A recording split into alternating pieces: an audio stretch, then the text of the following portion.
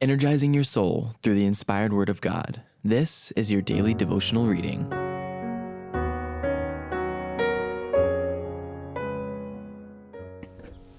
Our Daily Bread, Luther's Separation from Rome. March 19th. Luther's writings and doctrine were extending to every nation in Christendom. The cause of thy master with vigor defend. Be watchful, be zealous, and fight to the end. Wherever he leads thee, go valiantly go. Then stand like the brave, with thy face to the foe. Stand like the brave, stand like the brave, stand like the brave, with thy face to the foe. Luther's writings and doctrine were extending to every nation in Christendom. The Lord is on my side. I will not fear what man can do unto me. Psalm 118, verse 6. Luther was as yet but partially converted from the errors of Romanism, but as he compared the holy oracles with the papal decrees and constitutions, he was filled with wonder.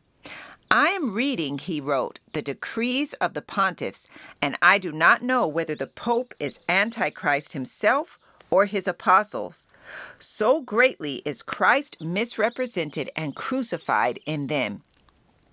Yet at this time, Luther was still a supporter of the Roman Church and had no thought that he would ever separate from her communion.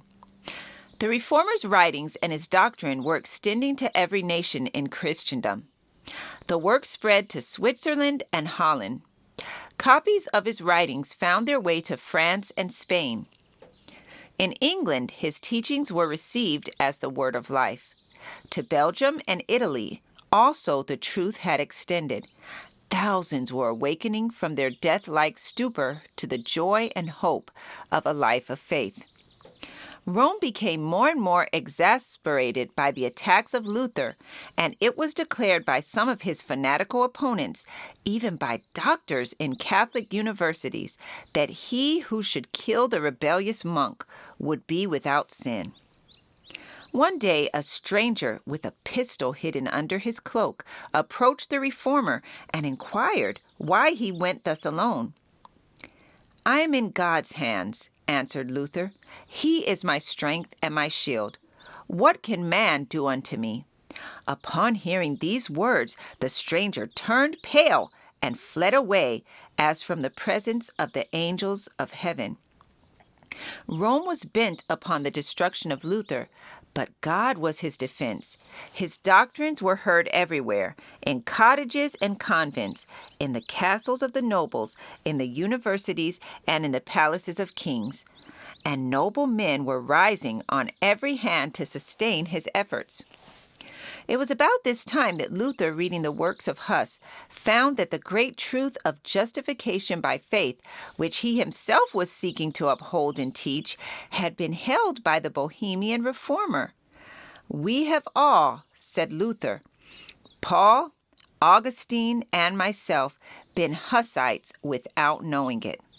God will surely visit it upon the world, he continued, that the truth was preached to it a century ago and burned.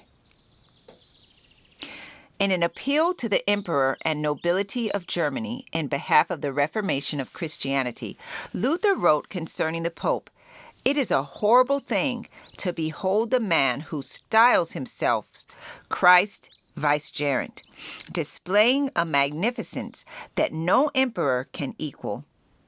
Is this being like the poor Jesus or the humble Peter?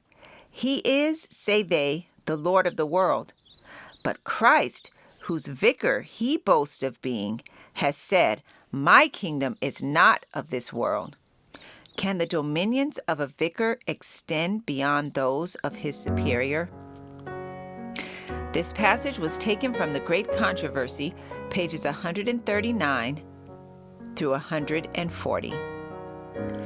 Our Daily Bread, March 19th. I encourage you to be ye doers of the word and not hearers only.